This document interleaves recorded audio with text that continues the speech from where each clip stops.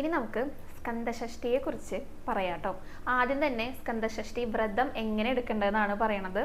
സാധാരണയായിട്ട് ഒന്നുകിൽ 6 ദിവസം മുന്നേ തന്നെ വ്രതം എടുത്തു തുടങ്ങുന്നവരുണ്ട് കേട്ടോ. അങ്ങനെ എടുക്കാൻ സാധിക്കാത്തവർക്ക് സ്കന്ദഷഷ്ഠിയുടെ അന്ന് മാത്രമായിട്ട് വ്രതം എടുക്കാം. സാധാരണ എങ്ങനെയാണോ നമ്മൾ വ്രതം എടുക്കുന്നത് അതേപോലെ തന്നെയുള്ള ചിട്ടകൾ പാലിച്ചുകൊണ്ടാണ് കേട്ടോ. തലേ ദിവസം പഞ്ചമി തിഥിയിൽ ആരംഭിക്കാം. അന്ന് ഉച്ചയ്ക്ക് ഭക്ഷണം കഴിക്കാം. പിന്നീട് ഇത് ഒരിക്കലുമാണ്, പിന്നീട് ഒന്നും കഴിക്കരുതെന്നാണ് പറയുക രാത്രി സമയങ്ങളിലൊന്നും. പക്ഷെ സാധിക്കാത്തവരുണ്ടായിരിക്കും. അങ്ങനെയുള്ളവർക്ക് പഴമോ പാലോ വെള്ളമോ ഒക്കെ വളരെ കുറച്ച് ഒന്ന് സേവിക്കാവുന്നതാണ് കേട്ടോ. പിറ്റത്തെ ദിവസം അതിരാവിലെ എണീറ്റ് കുളിച്ച് ക്ഷേത്ര ദർശനം നടത്താം. സുബ്രഹ്മണ്യ ക്ഷേത്രങ്ങളിൽ ദർശനം നടത്താം. അത് വളരെ വളരെ ഉത്തമമാണ്. പിന്നെ ഭഗവാന് പ്രിയപ്പെട്ട വഴിപാടുകൾ നടത്താം കേട്ടോ. ഭഗവാൻ അഭിഷേക പ്രിയനാണെന്നാ പറയുക. അതായത് പാലഭിഷേകം, പഞ്ചാമൃതാഭിഷേകം, ഭസ്മാഭിഷേകം, അതിൽ നമുക്ക് ഏതാണോ ഇഷ്ടം അതിനനുസരിച്ച് നമുക്ക് ആ വഴിപാടുകൾ നടത്താവുന്നതാണ് കേട്ടോ. അതേപോലെ തന്നെ മുരുകൻ്റെ നാമങ്ങൾ ഉച്ചരിക്കാം, സ്കന്ദൻ്റെ കവചം ചൊല്ലാം. ഇതൊക്കെ അന്നത്തെ ഒരു ദിവസം എല്ലാ ഷഷ്ഠി ദിവസങ്ങളിലും പ്രത്യേകിച്ച് സ്കന്ദഷഷ്ഠിയുടെ അന്നും നമുക്ക് ചൊല്ലാവുന്നതാണ്. പിന്നെ വ്രതം അനുഷ്ഠിക്കുമ്പോൾ എപ്പോഴും ഉപവാസമാണ് ഏറ്റവും മികച്ചതായിട്ട് പറയുന്നത്.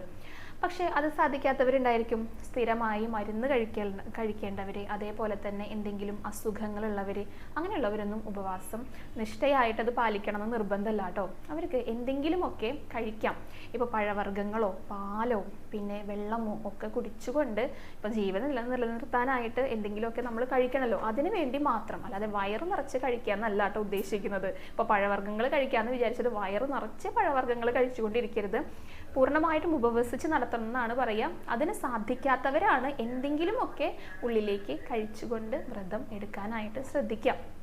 പിന്നെ കഴിവതും രാത്രി ഭക്ഷണം കഴിക്കാതിരിക്കാനായിട്ട് ശ്രദ്ധിക്കുക കേട്ടോ. ഒന്നും കഴിയാതിരിക്കുന്നവരാണ് പാല് കുടിക്കുക അല്ലെങ്കിൽ പഴം കഴിക്കുക എന്നൊക്കെ പറയണത്.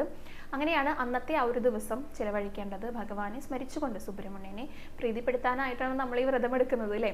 അപ്പം മുരുകൻ്റെ നാമങ്ങൾ ജപിച്ചുകൊണ്ട് അന്നത്തെ ആ ഒരു ദിവസം നമുക്ക് വ്രതം എടുക്കാം.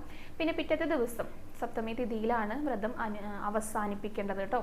അത് ഇതുപോലെ ഒന്നുകിൽ തീർത്ഥം സേവിച്ചുകൊണ്ട് വ്രതം അവസാനിപ്പിക്കാം, അല്ലെങ്കിൽ ഇപ്പോൾ ക്ഷേത്രത്തിൽ പോകാനായിട്ട് സാധിക്കാത്തവരുണ്ടല്ലോ, അങ്ങനെയുള്ളവരാണെങ്കിൽ തലേ ദിവസം തുളസിയിൽ ഇട്ടിട്ട് വെള്ളത്തിൽ ഇട്ട് വെക്കുക. പിറ്റേ ദിവസം ആ തുളസി തീർത്ഥം എടുത്തിട്ട് കുടിക്കാവുന്നതാണ്.